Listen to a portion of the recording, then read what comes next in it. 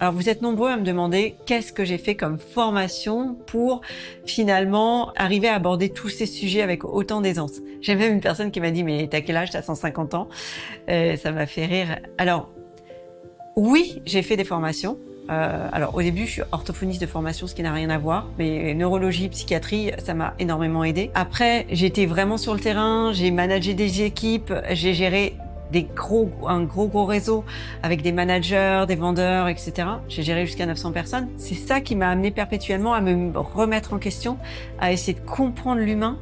Mais finalement, j'ai toujours essayé de le comprendre depuis que je suis toute petite et qui m'a amené à commencer à me former, à me faire coacher, à me faire accompagner, à faire une première école de coaching, deuxième école de coaching, à devenir analyste en human design, à faire des formations diverses et variées à droite à gauche dans des trucs un peu bizarres et des trucs un peu moins bizarres. Oui, j'ai multiplié les formations, les accompagnements, les lectures, mais surtout l'expérience de vie. Parce que finalement, ce que j'ai appris dans toutes ces formations, j'ai essayé de l'appliquer dans ma vie. Il y a des choses qui ont marché, il y a des choses qui n'ont pas marché, il y a des choses qui étaient géniales, il y a des choses qui étaient débiles. Mais finalement, c'est l'assemblage de tout ça, plus partout où j'ai merdé dans ma vie et où j'ai transformé derrière, qui font l'expertise que j'ai aujourd'hui.